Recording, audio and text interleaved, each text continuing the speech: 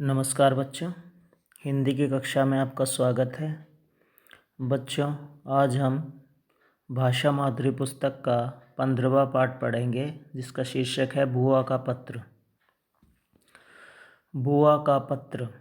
जैसा कि नाम से ही पता चल रहा है कि बुआ पत्र लिख रही है और वह अपने पत्र में बाल भवन के बारे में बता रही है कि किस तरह बाल भवन में छुट्टियों में बच्चे अपनी कला का प्रदर्शन करते हैं, चित्रकला का, हस्तकला का प्रदर्शन करते हैं। किस तरह से वो मूर्तियाँ बनाते हैं, पेंटिंग बनाते हैं, ग्रीटिंग कार्ड्स बनाते हैं, उन सभी के बारे में बताया गया है। तो आइए शुरू करते हैं पाठ 15 बुआ का पत्र।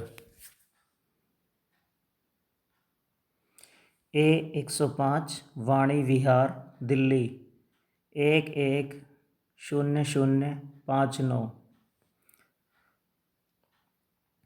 प्रिय शौर्य, शुभ आशीष, आजकल तो तुम्हारी छुट्टियां हैं, तुम खूब मज़े कर रहे होंगे। पत्र पढ़कर पता चला कि तुम छुट्टियों में नृत्य और चित्रकला सीख रहे हो। मुझे बहुत खुशी हुई। समय का सदुपयोग हो रहा है और तुम्हारी रुचियों का भी। तुम्हें बाल भवन के बारे में जानने की इच्छा है कि वहाँ क्या क्या होता है, तो सुनो बाल भवन की बात। यह नई दिल्ली में बहादुर शाह जफर मार्ग पर स्थित है। यहाँ बच्चे वर्ष भर तरह तरह के क्रियाकलाप करते रहते हैं। उनमें चित्रकला और हस्तकला मुख्य है। बच्चों द्वारा बनाई गई मूर्तियों का अलग अलग रूप होता है। गणेश चतुर्थी पर बच्चे गणेश की प्रतिमाएं होती है, मूर्ति बनाते हैं। मिट्टी के लोंदे में से, लोंदा होता है गीली मिट्टी लेकर कभी सूंड बनाते हैं, कभी लड्डू, तो कभी छोटा सा चूहा बनाते हैं। कई बार सूंड अचानक नीचे लटककर टूट जाती है, तो पानी लगाकर चिपकाने का प्रयास करते हैं। एक दूसरे से हंसी मजाक करते हुए मिट्टी के हाथ बनाते हैं, उनमें लड्डू रखते हैं। वे अपनी कार्यकुशलता और अनुभव से मूर्ति बनाकर उनमें रंग भी भरते हैं। दीपावली के पर्व पर छोटे बड़े दिए बनाते हैं।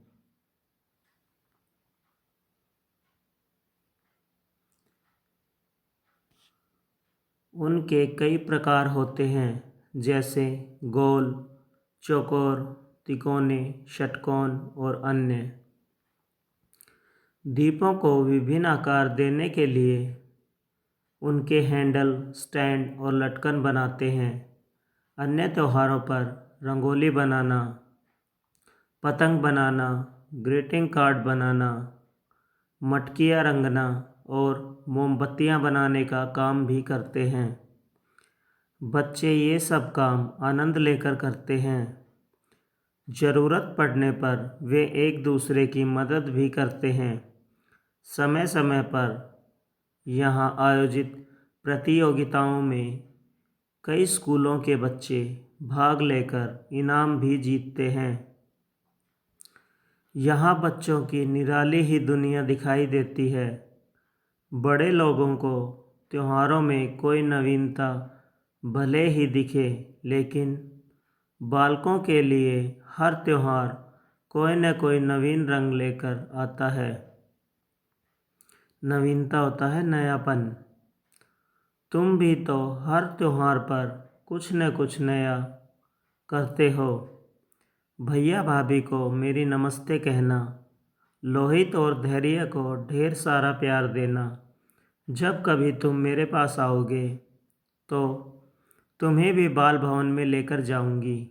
और हाँ, एक बढ़िया सा चित्र मेरे लिए भी बना कर लाना। तुम्हारे आने की प्रतीक्षा में तुम्हारी बुआ हेमा। तो देखा बच्चों आपने कि एक बुआ ने अपने भतीजे को पत्र लिखा है कि और बाल भवन के बारे में बताया है कि बाल भवन में बच्चे क्या क्या करते हैं। हर त्योहारों से रिलेटेड कोई ना कोई गतिविधियां होती रहती हैं। जैसे दिवाली पर दिए बनाना, ग्रीटिंग कार्ड बनाना और अन्य त्योहारों पर रंगोली बनाना, पतंग बनाना, ग्रीटिंग कार्ड, मटकियाँ रंगना, मोमबत्तियाँ आदि कई प्रकार के गतिविधियां बच्चे करते हैं। आप भी बनाते होंगे ना त्योहारों से रिलेटेड कुछ ना कुछ। जैसे दीपावली पर आपको एक्टिविटी दी गई थी दिया डेकोरेशन, मोमबत्ती डेकोरेशन, है ना, और आपने भी बड़े उत्साह के साथ इन्हें किया। तो बच्चों हमें भी हर त्यौहार पर कोई ना कोई गतिविधि हमेशा करते रहना चाहिए। आशा है आपको यह पाठ समझ आ गया होगा। तो आइए अब इस पाठ के कुछ श्रुतलेख और शब्दार्थ देख लेते हैं। पाठ 15 बुआ का पत्र श्रुतलेख। छुट्टियाँ, चित्रकला, हस्तकला, प्रतिमाएं, कुशलता, अनुभव, तिकोने, विभिन्न, ग्रीटिंग, आयोजित। एक बार फिर बोल देता हूँ।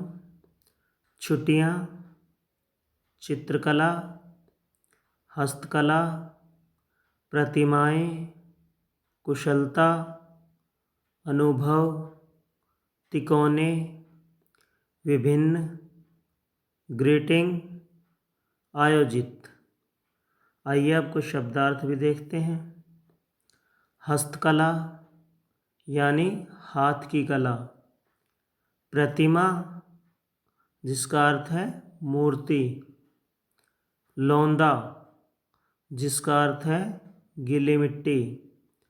पर्व जिसका अर्थ है त्योहार। नवीनता जिसका अर्थ है नयापन। तो आइए अब इसके कुछ प्रश्न उत्तर दिए गए हैं, उन्हें भी एक बार देख लेते हैं।